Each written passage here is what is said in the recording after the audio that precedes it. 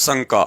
उपदेश लेने के बाद भगत ने एफडी, एलआईसी या बीमा आदि करवाना चाहिए या नहीं। गुरुदेव भगवान कहते हैं, साईं इतना दीजिए जिसमें कुटुंब समाव, हम भी भूखे ना रहें, साधु न भूखा जाए।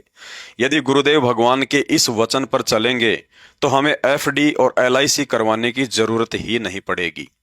यदि पिछले संस्कारवश गुरुदेव भगवान ने आपको धन धान्य से परिपूर्ण कर रखा है तो वर्तमान में उस धन का उन्हीं के चरणों में दान धर्म करके सदुपयोग करना चाहिए। ज्ञान आधार कहता है कि उपदेशी भगत बैंक में लेन देन अवश्य कर सकता है, लेकिन एफडी, एलआईसी या बीमा जैसी कोई भी स्कीम जिसमें कुछ वर्षों के बाद मूल रकम के साथ ब्याज भी दिया जाता है, ऐसी स्कीम से दूर ही रहना है, क्योंकि भक्ति मार्ग में ऐसा करने से भगत को दो तरफा नुकसान उठाना पड़ेगा।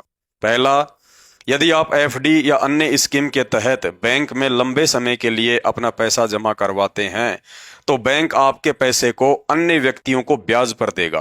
अर्थात बैंक से आपका पैसा एक शराब की फैक्ट्री खोलने वाला व्यक्ति भी ब्याज पर लेगा, बूचड़ खाना चलाने वाला तथा बीड़ी गुटखा आदि की फैक्ट्री लगाने वाला भी बैंक से ब्याज पर पैसा लेगा।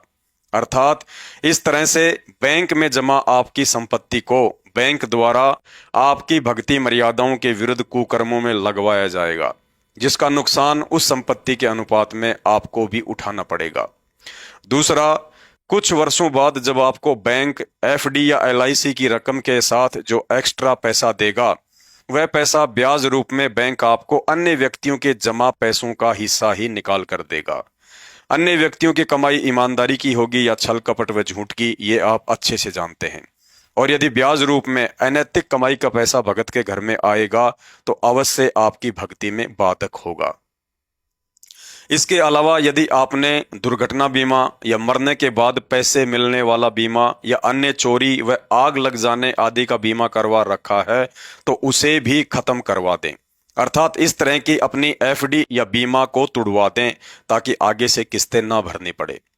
पूर्ण परमेश्वर सतगुरु रामपाल जी भगवान की शरण में आते ही मर्यादित रहकर भक्ति करने वाले भगत के दुनिया भर के बीमा और इंश्योरेंस मुफ्त में ऑटोमेटिक ही हो जाते हैं, जैसे दुर्घटना बीमा, डेथ इंश्योरेंस, आग का बीमा, चोरी का बीमा आदि आदि।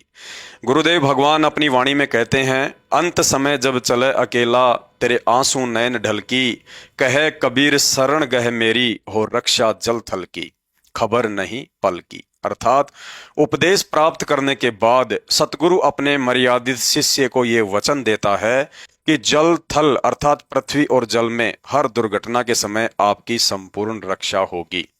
चाहे कोई जंतर मंतर, मूठ वशीकरण या काला जादू करवाए, चाहे आंधी तूफान और भूकंप आए, चाहे बाढ़ महामारी या प्रलय आए, भगत की संपूर्ण रक्षा होगी। बस भगत ने केवल मर्यादा के साथ भक्ति करते हुए नियमित रूप से 5 यज्ञ करते रहना है तथा 10वें अंश के रूप में अपनी किस्तें भरते रहना है। ध्यान रहे, जैसे सरकार की तरफ से गाड़ी का इंश्योरेंस करवाना कंपलसरी होता है तो वह बीमा हम करवा सकते हैं, परंतु बैंक से कोई भी ऐसा अनावश्यक लाभ नहीं लेना चाहिए जिससे कि ब्याज रूप में अन्य व्यक्तियों का पैसा हमारे घर में आए।